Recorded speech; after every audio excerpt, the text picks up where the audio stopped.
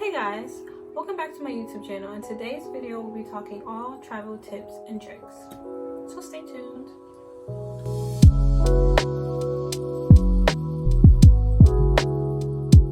I'm going to be starting this video off giving you guys roughly 5 or 6 travel tips that help me plan and just help me book my flight and feel secure in doing so. Travel tip number 1 is to be flexible with your dates. If you can stay a day later or leave on a later date or even put on a later date to come or just fly out, that's much easier than like having strict dates because you can fluctuate your prices, and that's very essential. I did that when going to the Bahamas and I saved like $100 because I decided to just stay for 7 days rather than staying for 4 or 5 or just 3. So if you can do that, be flexible with your dates. That's my number 1 tip for, getting cheap flight prices. Travel tip number 2. Okay, so think of like your airport locations. I live in Redmond, PA, and the closest international airport to me is Philadelphia International. So when I thought of like where I can leave out of, it would be New York, LaGuardia, JFK, and Newark. But you can even put BWI in there. That's if you're willing to travel over 2-3 hours just to get a good price. So when I was looking to go to London or just Europe in general, I was thinking of which airport it would be, but I always start with Philadelphia. So Philadelphia to London was like $286, and then when I put New York, which is and that's LaGuardia, JFK, Newark to London was, Heathrow, it was $106, so I saved $180. So think of the airports you're located near, or if you're willing to travel to other airports, because that can save you a lot of money. And what do we want to do here? We want to catch flights and we want to save money. So why not? Fly, yeah. Travel tip number 3. Okay, so my next tip would be to always track your flight prices. So if you don't feel like booking your flight right then and there, or if that flight price you think you could find it like at a lower rate later, track it. And there's so many search engines that have tracking available. So if you can track your flight price, do so. Like always do so, because you can always probably find your flight price at a cheaper rate. Unless you're like booking spontaneously like I usually do sometimes, but sometimes like I'm planning ahead to go to Cuba and I've been tracking it, and right now it's like $285, and when I first looked it up it was like $460. So definitely track your flight price. Travel tip number 4. My 4th travel tip is just compare your other search engines, compare your other resources, because you can find it at a cheaper rate. So the main 2 I usually look at first is SKYSCANNER and Google Flights. I compare those 2 because sometimes you can find a cheaper flight on Google Flights rather than SKYSCANNER, or sometimes you can find a cheaper flight on SKYSCANNER rather than Google Flights. So definitely compare them.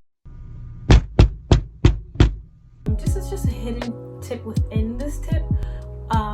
Make sure when you are looking for flights or accommodations or anything to do it incognito or private, which is Safari, so the data doesn't be saved and they don't up the flight prices as you go to book your flights.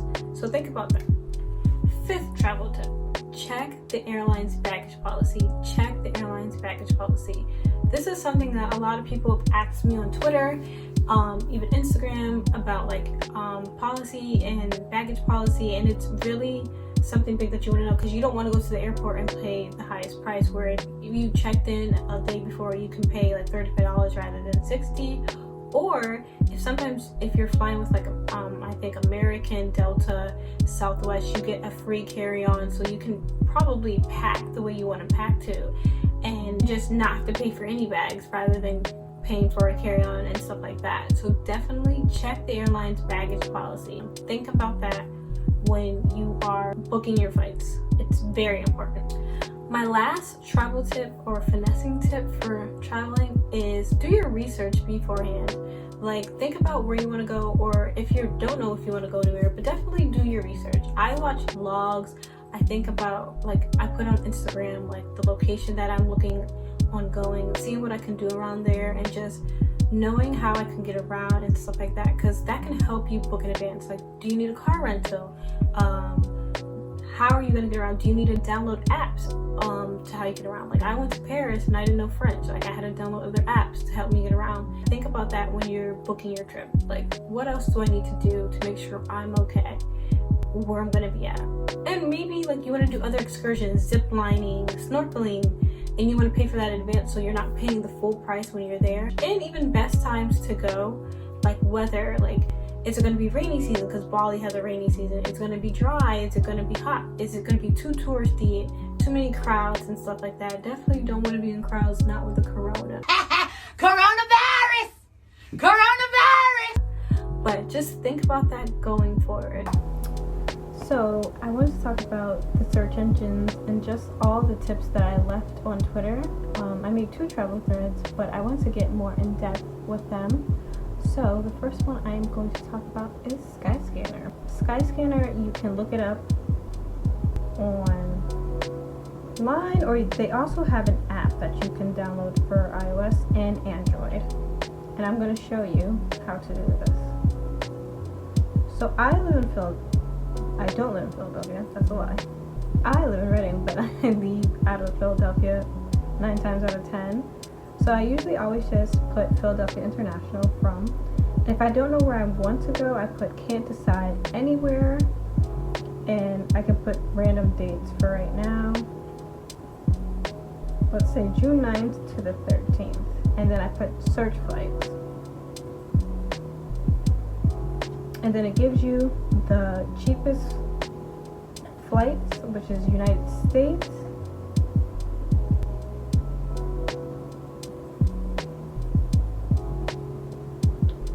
Okay, it's taking a little long load here. Or you can go down and see what the highest flights, which is usually to get prices after it gets too high. And that's how 9 out of 10 I choose where I'm going. I mean, right now I know where I want to go. Like in July for my birthday, I do want to go to Cuba, and like late in the year I do want to go to Turkey. So those are places that I already know I want to go. But they also do have an app that I will show you guys on the screen. And they're my #1 choice when it comes to booking flights or just booking like any of my trips. That's the first search engine I go to. And they have like, you can explore, and like this weekend they have like United States is $31, which not a lot of people are traveling now, and I don't think you should travel due to corona. But you can go to New Orleans for $47 from Philadelphia, and they know that's where I leave from, so they already have it. And they'll give you the flights as you go down. Or you can do, again, just like I said, cheapest month option they have, and they have can't decide anywhere option. And those are the best options, and that's why I usually go for them, because I don't usually plan a trip like, oh, I want to go here. I just, you know what, wherever's cheapest, I'm going to go for right now. And if I want to go to Bali, I can put Bali in and put the cheapest month to go to Bali, and that's how I go. And that's how I figure out my trips usually.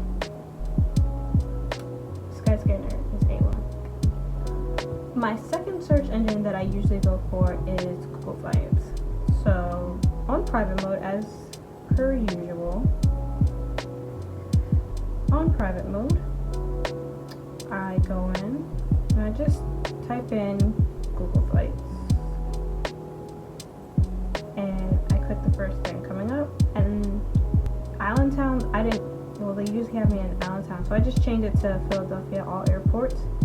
And then they already have dates in usually for you, so April 3rd to April 7th, and they usually give you suggested trips. Like right now you can go to Orlando for $35, Miami $62, Las Vegas $35, Los Angeles $36. Okay. So they already give you some deals. I've been wanting to go to New Orleans, so like, let's say if I want to go to New Orleans, it's $55. The good thing about Google Flights is they tell you that the flights that you do have to pay for baggage, like baggage is not included, or the flights that you don't, which I truly love. And they give you more flights, and like airlines, you can all stops if you don't want any stops. You can honestly just change everything off. and that's what I like. Google Flights, I tend to compare the two because you can find one deal on the other and one not on the other, so they're really good. So another one that's a holy grail for me is SECRETFLYING. I first learned about them on Twitter, and they end up creating an app, and I downloaded it to my phone, and I love the app for different purposes, and I love them on Twitter. So if you just follow them on Twitter, which I already have them, you can look them up, and you can put the notifications on and have following them, and it finds you the cheapest flight deals online, like it says in their description. And for me, I kind of just scroll down until I see the ones that I like, and I'll favorite them, and then if I do want to come back to them to book it eventually, I send them to myself, and I just share it with myself so I can go back and look at my messages and have it there. So like I do the ones that say New York, Philadelphia, anywhere close to this. So this one's a good one. New York to Brazil for $125 round trip. It's an airfare, but it's still good. And then to show you on the app, I go into SECRETFLYING, my travel apps. I go into SECRETFLYING here.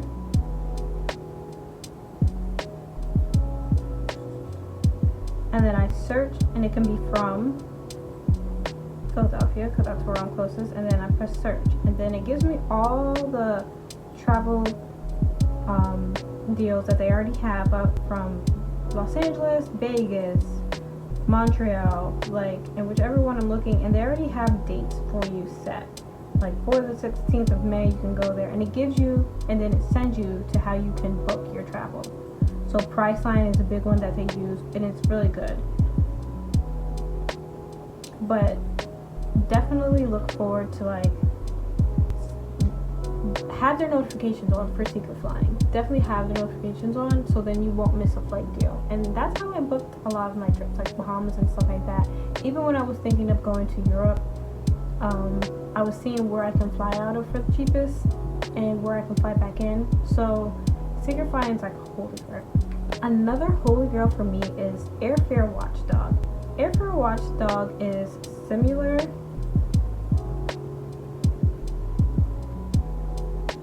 to SECRETFLYING, but it has a little bit more, which I like them, and they don't have an app, but you can scroll down AIRFAREWATCHDOG. The thing I like about them is like right now they give you other things like their blog strategies to get a refund on a non-refundable airfare, which is very it's very much like you need to know these things, because especially with like everything being canceled right now, like knowing these things or knowing how to get these things or so you can get your money back is something that is like important. Or it says like there's 13 US airport screening passengers for the COVID-19. So you should know, like if you're flying back in the country, stuff like that is important to know so you can fly back into the right airport. Or it has 14 booking sites for a COVID cancellation response, or 22 things to do at home with kids during the COVID outbreak. Like they have blogs that are not only good for travel but just good for all around, and that's why I love AIRFAREWATCHDOG. Going back into my travel apps, HITLIST is another one that I just discovered, and the good thing about this, they have like it's kind of similar to SKYSCANNER and similar to Google Flights, but it has like Escape, and you can go to like Detroit for $34. Like it has me as living out of New York because I was looking for a trip. Or it has a weekend getaway, and it keeps price dropping. So right now you can go to Miami for $34, New Orleans for $34, but that's what I mainly use it for. But honestly, it's a really good app, and for those two things, or it can be like, and it gives you like Hawaii long weekend or Escape to Mexico. So it gives you like a theme for certain things, and that's what I like about it. And it honestly gives you notifications like 57 to Miami, Florida for 5 days. That's not bad, especially if you were like a spring break student, but even though you shouldn't be traveling, but that's what these apps are good for. The next one is definitely going to be CHEAPCARIBBEAN. I know a lot of people like to do all-inclusive trips where it books flight, hotel, drinks, and all that, so you don't have to worry about overspending. But Cheap Caribbean is definitely a good one to book some all-inclusive trips. Right now, everything, honestly, travel right now is great to book, but you really shouldn't be going anywhere. But all-inclusive beach trips is definitely, like, I definitely go to Cheap Caribbean to think about. So I just put in Philadelphia. There's no Reading Airport. I mean, there is one, but you can't really fly out of it. And you can pick where you want to go to, and it says flight and hotel, or you can even do a cruise, which I never really actually thought about. Let's say I want to go to Mexico. Cancun and Riviera Maya, and you search, and it adds excursions and transfers and all that, which is why I like Cheap Caribbean, because you can include that in your price. So right now, if you want to go, it's like $4.95 per person, and it gives you the first one, and this is like everything included. So it's flight, hotel, drinks, and everything, and you can select it. And you can select which room you want to do. If you want to just keep staying in a room, you can do that, and it'll tell you, and you pick the flight, which one's best for you. So let's say you want to leave at 7 in the morning and leave by non-stop. You'll be paying a little bit more, and it's non-refundable. But the good thing about Cheap Caribbean, it has a payment plan, so you just have to book it 30 days before you leave. But it's really good in terms of that. Also, Groupon is very similar to Cheap Caribbean. When you go on Groupon, you just put in vacations. Back to my travel apps. When you go on Groupon, you just put on your Groupon and you put vacation. And you can scroll down, and it gives you all-inclusive, just like it would for Cheap Caribbean. And you have to select where you want to leave from. New York. And depending where you leave from, it can get higher or lower. But like me, it would be like New York City if you want to stay 3 nights, 4 nights. And it gives you the dates as well. So that's definitely something that you can think of. And it's very, very similar to Cheap Caribbean. I think something that a lot of people didn't think of or know is Ultimate EF Break, or EFUltimatebreak.com is what I wanted to show you guys. It's definitely a different site to, it's just where it's mainly for people that like to travel, solo travel, and want to take another way at traveling. So they have a payment plan as well, and you can find your trip. So you just go to their trips, and they book everything for you. They book accommodations, they book your flights, and you can add your excursions, your travel insurance, and all that. And it gives you the price, and you can book in advance and do the payment plan, and it tells you how much you'll be paying every month or bi-weekly. So it's like Ultimate Europe, Grand Tour of Europe, the Greek Islands, Ultimate Earth, it's like 57 days, Backpackers, or Thailand, and stuff like that. It has so many different trips, and this is what I'm using to go to Italy.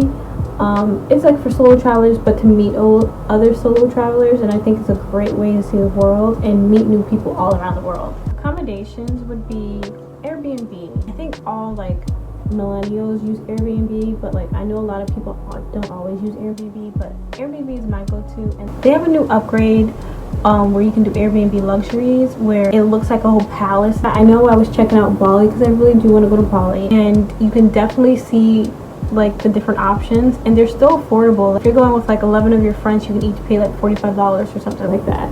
And even if not that, it's like $23 a night.